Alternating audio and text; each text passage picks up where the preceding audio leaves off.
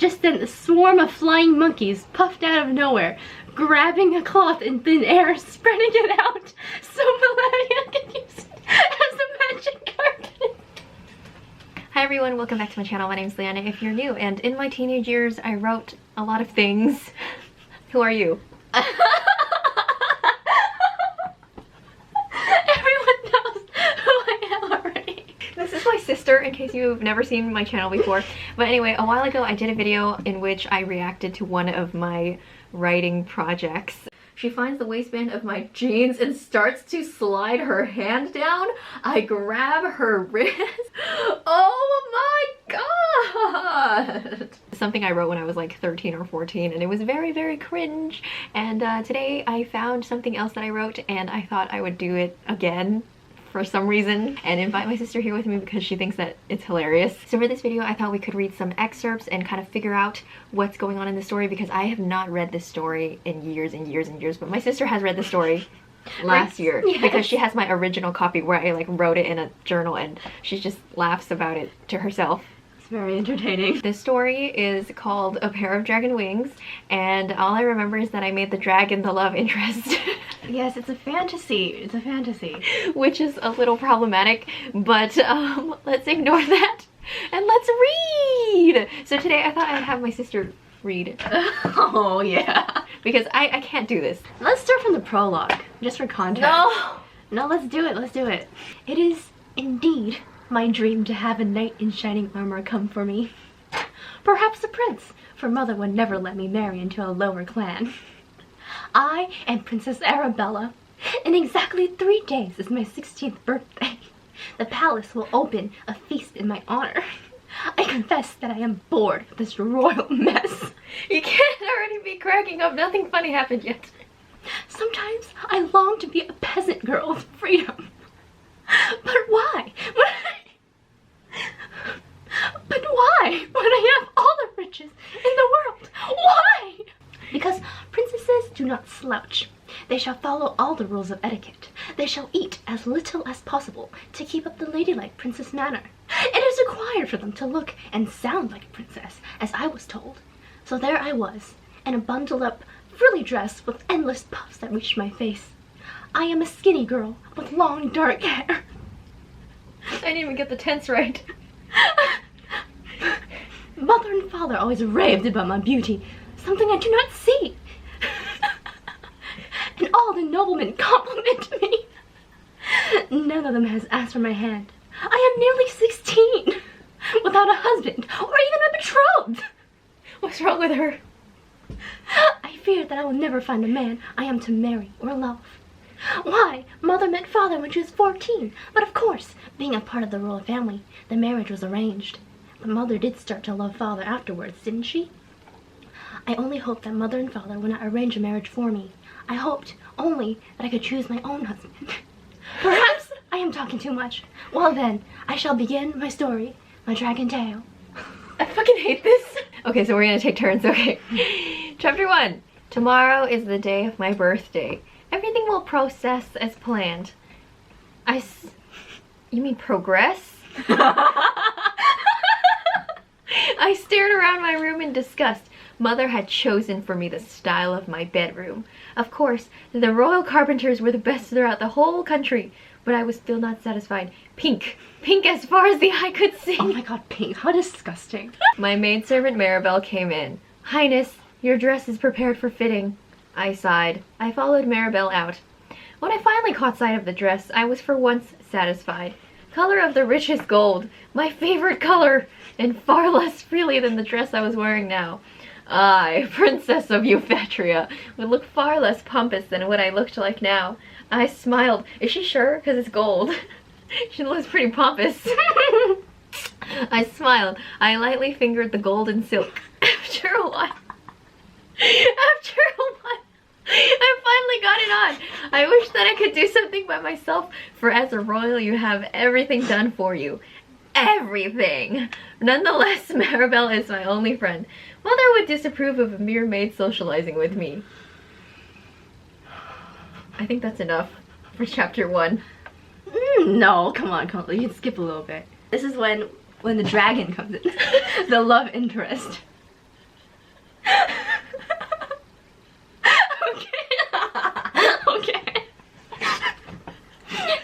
I had dozed off last night, but I had planned to talk to Maribel. But today is the day. My 16th birthday. Maribel came in holding the gold gown and put it on. I looked at the grand ballroom as I descended the steps. It was exactly like I'd imagined. Princes, dukes, royalty, and nobility. A great feast was laid out. Everyone bowed as I descended. The guest of honor, Princess Arabella of Euphetria. I reached the bottom of the steps. Just as my satin slippers touched the ground, the roof of the whole ballroom was ripped off. I screamed in a very unprincess-like manner.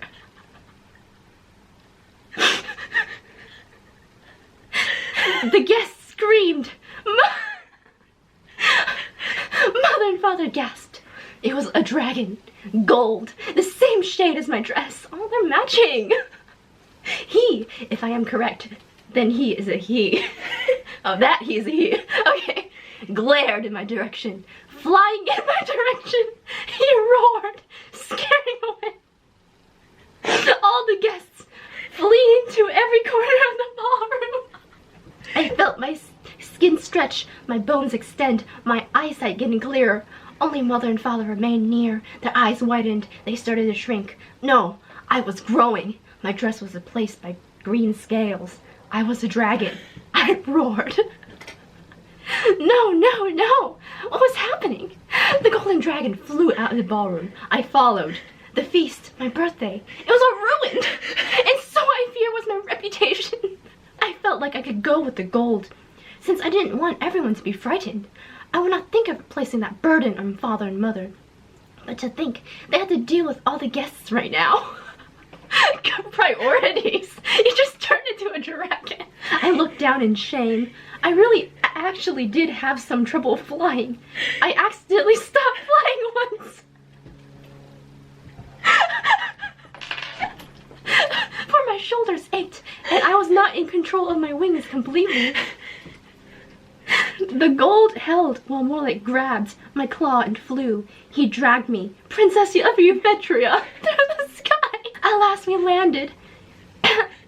He looked me up and down. Wow. Okay.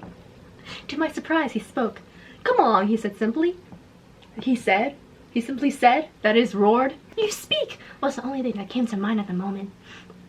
Well, he never gave me a chance to finish, for he sighed. Ignorance and humans are far too strong. Hurry, or we shall be late. I chose not to speak. He led me to the opening of a cave. Ignorance in humans. Oh no. I fear bats, I admitted. Bats fear dragons. Besides, I trust that I know bats in here. He disappeared inside. I hovered, hesitating. Coming back out, he grabbed my arm, my green, scaly dragon arm, and dragged me after him. Reluctant, I budged. Do dragons have arms? As I got a good look inside, I was shocked. Dragons. Red, blue, purple, black, none green. As the gold entered the other silence, they parted, they bowed. I clumsily followed, earning a disapproving glance from few elderly dragons. Perhaps they guessed that the gold was their king. Of course he is. This human maiden, Princess Arabella, has been turned into one of us, he suddenly said. Several gasps escaped from the curse of the witch, Malavia. Malavia? Malavia? More gasps. As dragons, it is our responsibility to overthrow Malavia's power and restore our dignity. By this, we must not let her succeed. We shall teach this maiden the way of the dragon. Council dismissed. At the word dismissed, the dragons started leaving. Once the cave was empty, the gold started talking. First of all, centuries ago, Malavia was our friend. Then one day, she betrayed us. She killed the previous king of our people. She then cursed you to become a dragon on your 16th birthday. That is why I have waited 16 years for today. How old is he? God. Oh, probably like 100. Dude, my period cramps are so bad, and this is just worsening the pain. This is so fast-paced. This is like chapter, what, 2? Yeah. Arabella turns into human, like at night or something. Like Fiona from Shrek. Oh yeah, so Calardius went and tried to defeat Malavia or something, and he came back bloody. And now Arabella's gonna clean him. The king is back! I went to the opening of the cave and shaded my eyes with my hand. I saw his golden scales reflect in the sunlight. Were his scales red? I didn't see any. He was bleeding, no doubt. Immediately, a few dragons, including Solaris, flew out to support him. He was set down outside the cave. One of his wings were damaged and spurting blood. "Oh, Calardius! What happened?" I asked, running over to examine his wing, ignoring the disapproving looks. I fucking hate this so much! As I was about to sit and straighten my dress, Malavia once again returned. A cloud of black smoke signaled her arrival. I gasped. "Come, princess. I thought you were going to release me." "Nay, I have only said that you need not fetch the sacred flower. I have never stated that I was not going to redo the spell." I can say no more if I burst into tears. "Come along, princess." "No!" Calardius stepped in front of me. "Silly boy, stop interfering. Do you want the same death as your father?" Why is she British? Because you said silly boy. She took out a spear. It was made of glass. It glowed red. She flung it straight at Calardius, who did not move. Then I'd do anything. Alas, the spear hit him. He fell to the ground. You know who else didn't do anything? Arabella. They could just, like, run the other way. Why did he stay there? No! I cried, sobbing. "Now, princess, come with me. If I came with you, will you let him live?" What is this, Tangled? Yes. She considered for a moment. "Yes," she said at last. Fighting back tears, I said, "I will go with you." "That is correct, your highness. You will." Damn sassy. I stepped forward. "Arabella." Calardius called quietly. I ran to him, bidding him farewell forever. He started shivering. Can it be that his soul is now leaving this world? "No," I cried. I plunged myself on him. I cried. Malavia did not say anything. She did not do anything. She waited patiently. I opened my eyes. I was no longer crying on a dragon. I feareth that he has reincarnated already. Feareth? I am not sure. I was crying on a human, a young man somewhere near my age. He was hands in plain Euphetrian clothing. He opened his eyes. "Arabella?" "Yes." "How did you get so big?" he mumbled. "Calardius?" I asked in alarm. I whipped my head around. Malavia was gone. She had let us go this time, and also randomly turned him into a human. As if by magic, a winged horse, a Pegasus, came flying down from the sky. "Hop on!" she yelled. We got on. I held Calardius' waist with my arm as we went higher, higher beyond the clouds. We did not say a word. At last we landed on top of a cloud. "Here we are," the Pegasus said, "at the land of the Pegasus." It took me a moment to look around. It was so beautiful. Who knew that the land above the clouds could be so amazing? There were magnificent waterfalls and trees of the greenest green. There was a sparkling crystal lake, and surrounding were Pegasus. Just then a small Pegasus came up to us. "Pretty dress." "Well, alright, not really. But can I dress you up? Clearly it's kind of dirty," she said. "Why not?" I shrugged. Calardius stepped forward, only receiving shock as the young Pegasus screamed. I gave him a look. "They can still sense I'm a dragon," he whispered without moving his lips. Wow, ventriloquist. I want to rewrite the story, but better. Oh, you can't polish a turd. Oh, wait. Malavia's back for some reason. We don't know why she keeps coming. But okay. A puff of black smoke interrupted my thoughts. Malavia, she snorted, she guffawed. Snorted like the giant pig she was. "What in the name of the heavens are you laughing about?" "It's just too much," Malavia choked. Back her laughter.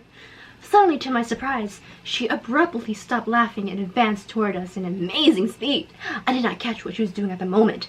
She had a spear this time, aimed for Calardius, ready to kill him, advanced with superior speed.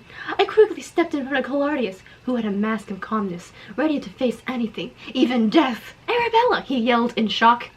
When Malavia was inches away, I grabbed the spear and twisted it as hard as I could, making her arm twist with it. In pain, throwing the wretched spear on the ground in the snow, I grabbed the edge of Malavia's broom, on which she was about to fly away, and pulled. This final pull, Malavia was pushed off her broom, falling hopefully to her death. Just then, a swarm of flying monkeys puffed out of nowhere, grabbing a cloth in thin air, spreading it out, so Malavia could use it as a magic carpet. On a high platform lay a flower. A band of light came from the top of the cave and was on the flower.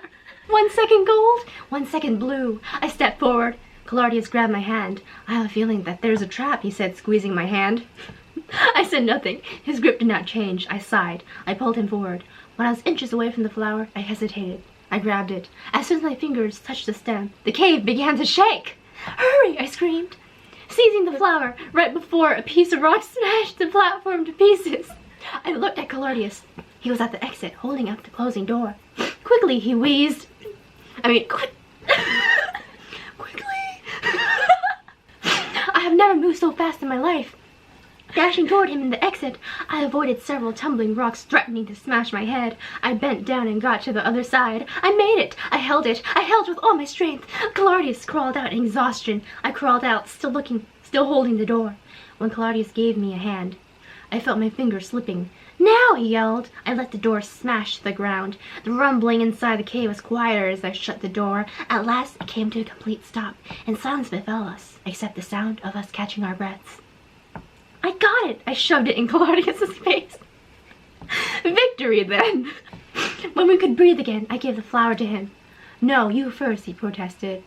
Oh yeah, they're supposed to like make a wish or something. Oh, it's just like Wizards of Waverly Place, the movie. Oh my god! Suddenly, the last person I wanted to see showed up. Malavia. For like the billionth time. And for what reason? Okay, I'll do it. Princess, I see that you finished your journey. Claudius stepped in front of me. Oh. If you shall hurt her, you have to kill me first. Why is he so annoying?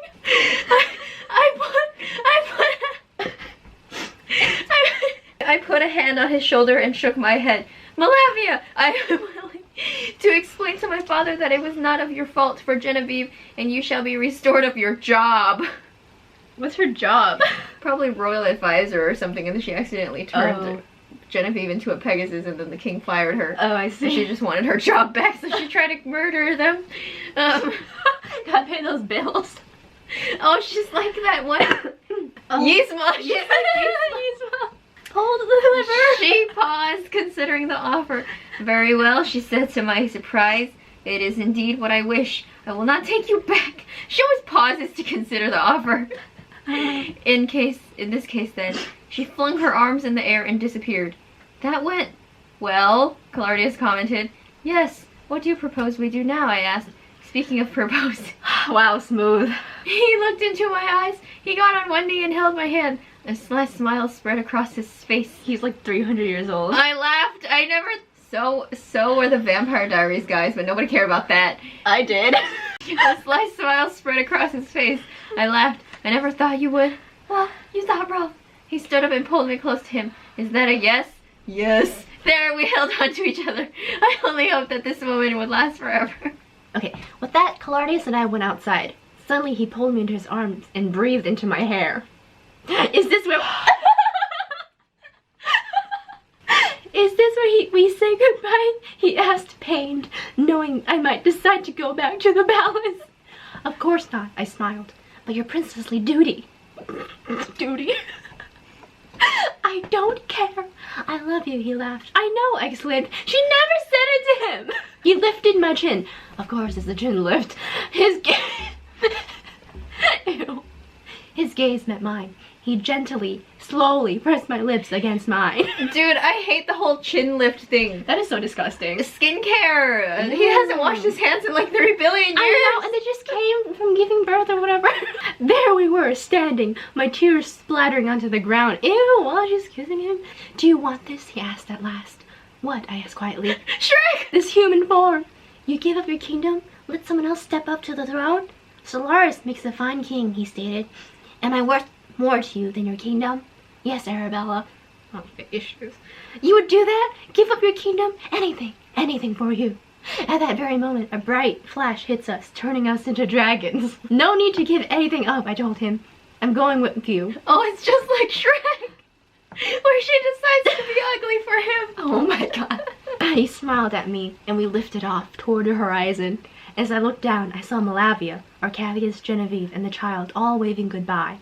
I'll be back, I thought to him. I'll be back. Looking to my side, I realized I had everything I've always wanted. At last, I had found my prince in shining armor, or in this case, my dragon in shining scales. The end. The only good part of this was the last line. It tied back really well with the first prologue. And I think You read the entire story just to use that line. Okay, well that concludes a pair of dragon wings. Alright, well I hope everyone had a good time watching this because I did. Leanna didn't, but it's okay, we did. So I was just kind of sitting here making pained faces the whole time. It was half my period cramps, half this story. so that concludes today's video. Thank you so much for watching. I hope you enjoyed it. Oh, that's what, okay. And I'll see you in the next one. Bye!